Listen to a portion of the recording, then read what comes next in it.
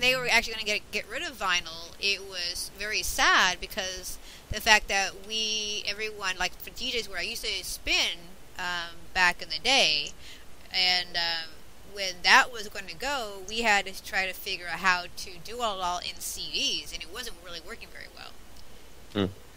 A funny thing about vinyl, though, is now that it's come back, a lot of your big record labels are trying to capitalize on it again, and they've forgotten how to do it. And what they'll do is, now that digital is here, an artist will go in and record everything digitally, and then they'll take the digital tracks and put them on vinyl, and it's not quite the same.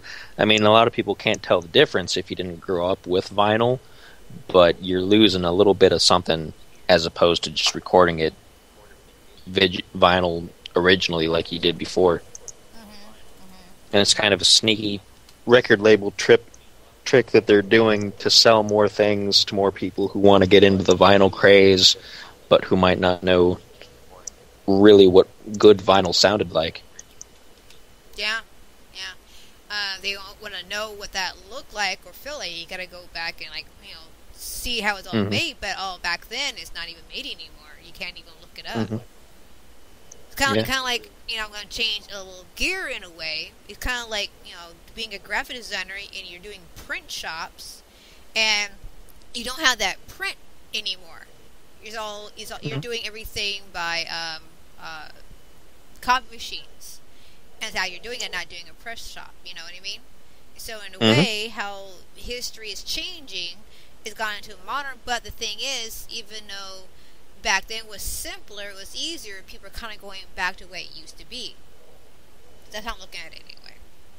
Yeah, a lot of the older analog methods in a lot of the arts, whether it's music or radio or photography, are a little bit more reliable as long as you don't physically damage the components compared to digital, because a hard drive can be erased. Anything can be exposed to temperatures. Like if you just take your laptop out and you're going out for the day and it's cold outside, it can damage your digital media.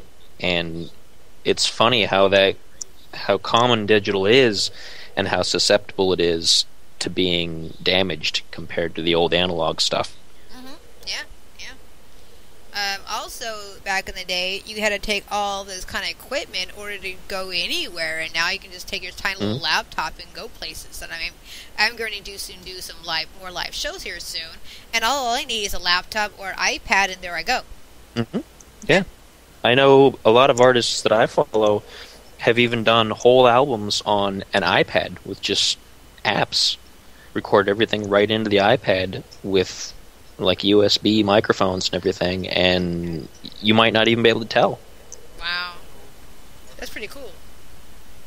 Because I'm looking on your Facebook when you're doing your brand new album, and you're sitting and showing people right then and there that this is what I'm doing, this is what I'm happening. So it's like, that is pretty cool. Yeah, I love being able to just, like, if I'm in the middle of doing some sort of edit, I can just show people, hey, here's the waveform, take a look, and I can just take a snippet out of the song and play a teaser and just be like, hey, this is what I'm working on right now, guess what, it's on the way, and build up some hype. Yeah, you did that to me. Yes. Dang yes, tease. Dang tease. I thought us women could know how to tease, but no, that was a tease. Alright, from your old album, this is called Destroyer. Tell me about that one. Destroyer is the first track from, about 2-3 albums ago, an album called The Last Great Heresy of 1999. Most of that album was actually recorded back in 99, but I hadn't advanced to the level where I am now, where I could perform the stuff really well and do as good recordings, so it kind of sat dormant for a long time. But Destroyer was my first attempt to make a really heavy rock, almost metal song, and I'm pretty pleased with how it turned out. It really kind of gives you that good punch-in-the-face kind of vibe. Alright, here you go, guys. SPIDERintheHALL, Destroyer.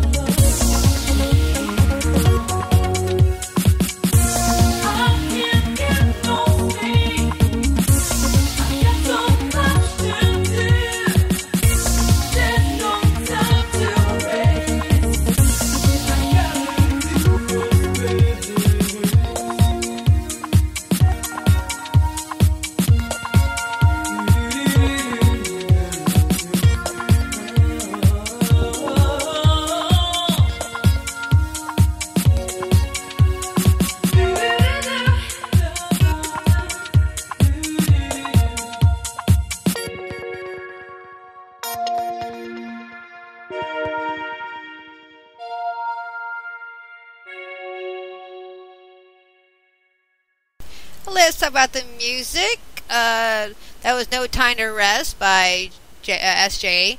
He is in from London. He found this funky voice mix, No Time to Rest. And we are talking to Spider in the Hall. Me. Yay! And it's kind of cool because you're not just talking to me, you're also chatting with everybody too, which is kind of cool. Yes, I like to be interactive. I noticed that you're multitasking. You know what? Not to say this, and I hope I don't offend you when I say this. Most men cannot multitask. I have heard that. I've heard that before. Yes, and you are doing it. So I'm actually very, very impressed.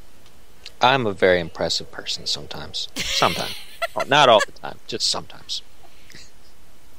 Okay, so those who are following, I have a few people who are following, and here's the thing I meant mentioning on the chat room or in Facebook and Facebook group and all over social media.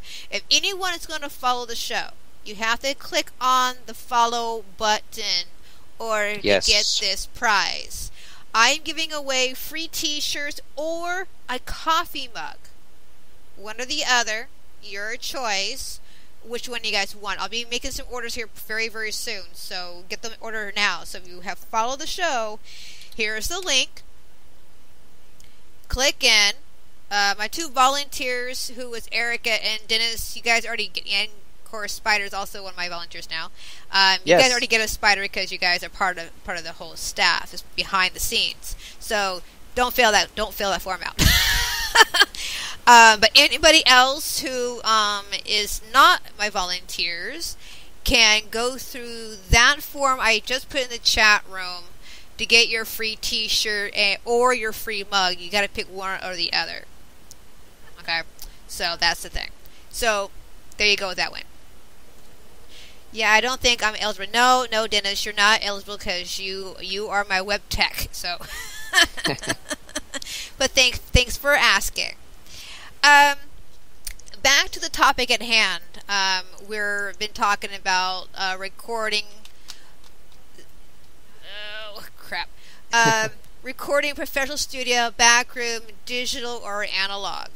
What else can we talk about that topic, though? I mean, it's a big variety of a topic. Well, it is. There's so much to really talk about. Even the creation of the art itself is all new with digital. Well, I say all new, even though it's been probably like 10, 20 years now. But I mean, when digital came along, you didn't even need to be able to play an instrument particularly. You could just pick up a computer and do a little bit of tap, tap, tap, and synthesize an entire orchestra, almost. One of the innovators in that area, of course, was Frank Zappa. He was fond of creating these big, massive digital electronic orchestras and playing these really complicated things, but he didn't like to release it very much because he thought that everything that with digital that came along, that the music listening world was really shallow at the time. He was kind of a cynical guy, and so most of what he put out, of course, was kind of silly, comedic, and he didn't really like digital, although he was really kind of a genius